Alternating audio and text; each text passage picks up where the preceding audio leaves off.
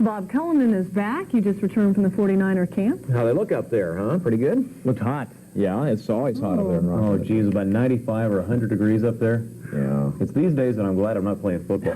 Awfully darn warm. If there is a road to the Super Bowl, though, for the 49ers, that road runs right through Rockland, California. Each year at this time, the tiny town outside Sacramento comes alive with football, fans, and 49er fever. Season football is a game of numbers. Coach Bill Walsh has just 6 weeks to find 22 starters out of this mass of over 100 prospective San Francisco 49ers. Not an easy job, especially when you consider the high standards this team tries to maintain. The sign may say world champion, but the 49ers can no longer lay claim to that title. 1985 was an off year for this team. But then again, an off year for these guys is any year they don't win the Super Bowl. We've all been talking about that one goal. Nobody's really thinking Super Bowl until we get, through the season. But that's our ultimate goal. The team was kind of complacent a little bit after the Super Bowl, and the guys realized that we have to work hard and get our work habits together. And all the guys really have a good attitude as far as intensity, the hitting and everything.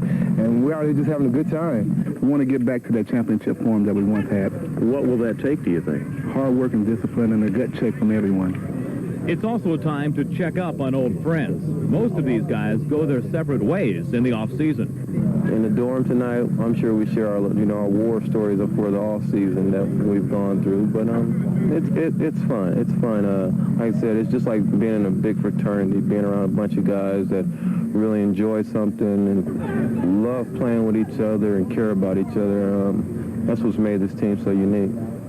We'll have more of the Niners in Rockland all this week at 5 and 11. A couple of other football notes. The Packers waived veteran QB Jim Zorn today. Zorn signed with Green Bay after he was released by Seattle last season.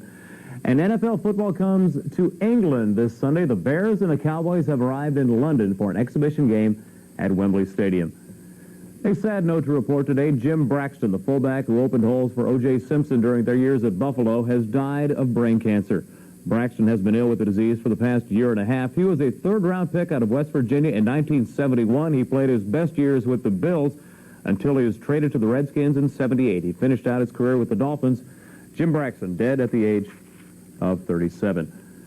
In baseball, Kansas City Royals manager Dick Hauser is fighting his own battle with brain cancer. Hauser begins the first of a series of radiation treatments today on a tumor doctors discovered just a week and a half ago.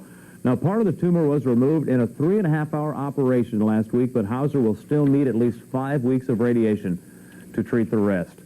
Well, on the field tonight, the Giants open a 3-game series with the Dodgers in L.A. Mike Lacoste will pitch for San Francisco. Oral Hershiser will go for the Dodgers. Giants took 2 out of 3 for the Pirates over the weekend. They're now just 1.5 behind Houston in the West. Meanwhile, the Oakland A's continue to tear them up under new manager Tony LaRussa. Tonight, the A's host the Angels for the first of 4 games in Oakland. Joaquin Andujar pitching against Kirk McCaskill.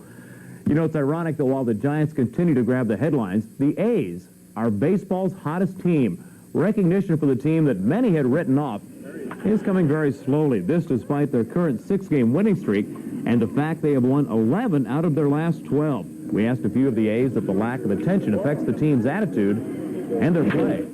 No, not really. I feel myself there's a lot of front runners. A lot of front runner media and a lot of front running fans. Whoever's doing well, that's who's gonna get the publicity. Whoever's doing bad, they're gonna get the negative publicity. This game of baseball is funny. 1 minute you can be up on top of the world, and the next minute you be, at the bottom. Definitely, I think the media has a lot to, to say about it and do with it. But I think, we have a lot to say and do about the same time, depending on how we're playing. So a lot of times the media goes along with how the teams are playing. Granted, they don't give you much vote of confidence when you're not playing well. But I guess it comes with the territory, and some places are better or different than other places. No, I think our general attitude has to be that when you play good, then you get what you deserve. And when you're struggling, you can't hide. And when you play good, I'm sure it'll be fair with our club. So the important thing you do is you want to take care of your business on the field, and all the other stuff comes from that. Right now, the news is not too good. A's trailing 3-2. Highlights at 11. Well, they might come back. We'll see. Let's hope. Thanks, Bob. When we come back here on First at 5, she is tying the knot for the 8th time. And it's Christmas in July. We'll tell you why when we come back.